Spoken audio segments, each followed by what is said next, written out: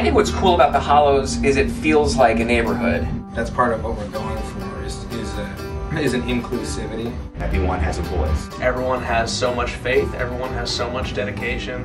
If there weren't 6 of us, there's no way we'd be where we are right now. Everybody writes, everybody performs as the lead singer or the lead instrumentalist or whatever. A genuine ensemble movement that's inclusive of the audience as well. Having this wonderful home base to come back to where everyone's making music in a community. I think we all feel that what we're doing is the right thing, and I think we're onto something. If I had to put the Hollows message into one sentence, it would have to be together, together. Together, together, right? Together, together, together, together. It just means that what we're trying to do is create a body of work that's also an environment, and it's a way of saying that we're all in this together, and that even though there's 6 guys playing on stage, it's about everybody in the room. Thank you so much. We love you all. We love you all. Our relationship with our fan base has been essential to us.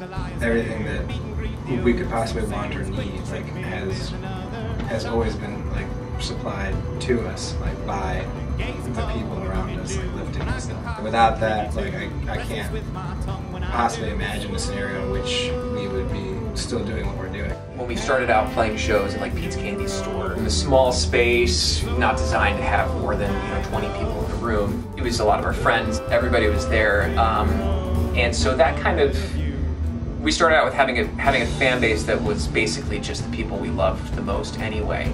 I've been very surprised to see that circle expand, and delighted to see it expand into just more people that we love. I'm very grateful for them. We funded our first studio album 2 years ago because of wonderful people like our fans, our friends, our family members. 2 years ago, we fundraised $9,000 for the production of our first album, and we used that money to pay our engineers and to, rent studio time. The whole principle, reason for making the decision, albeit a tough one, to try to fundraise again, is the product that we've been able to generate is strong, it's honest, it's passionate, but at the end of the day, that doesn't necessarily make a huge difference unless you can reach a broader audience. It takes some more heavy-hitting publicity support. What we're trying to do with this record that is different from the last one is, rather than fund production, we're going to fund distribution. It's difficult to distribute music now. It's a lot easier to distribute music for free online, but it's harder to get music specified for the right target audience. Donations for the next album will not be going into the actual making of the studio album. We're not trying to raise money to make a record. We're making the record either way. The record's going to happen. We're not going to stop making records. What we're trying to get your help with is getting people to hear the record, getting more people to hear the record, generating more opportunities from that record. A stronger radio campaign, a stronger licensing effort. The challenges have to do largely with the limitations we have on our own personal resources.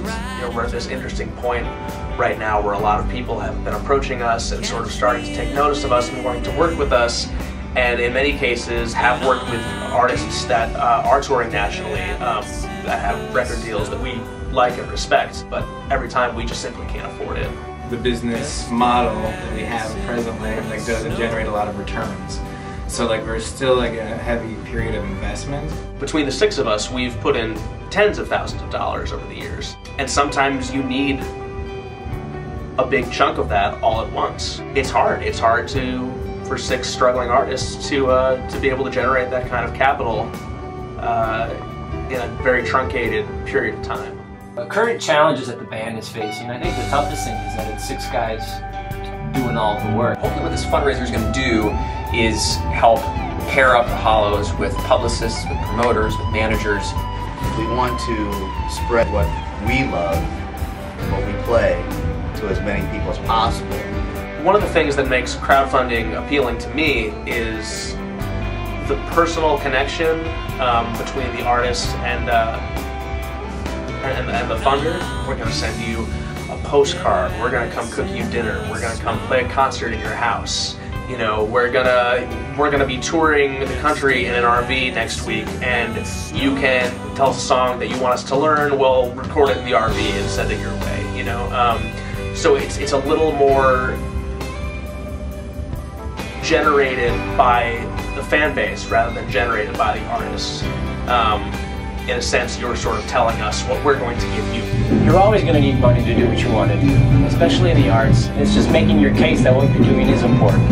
A surprising amount of stuff is possible when you just go for it. Just having the confidence to ask for it. Because there's no hurt in asking someone for money if there's then saying, this is what I do, and this is where I want to go. Can you help? And if you can't help, like, you're still a part of our community. If you enjoy our music, enjoy what we do, like, you'll always be a part of the Hollows community. And the more people we reach, you know, the less everyone will have to give, essentially. And we'll have more people on board. I'm amazed at how things come together.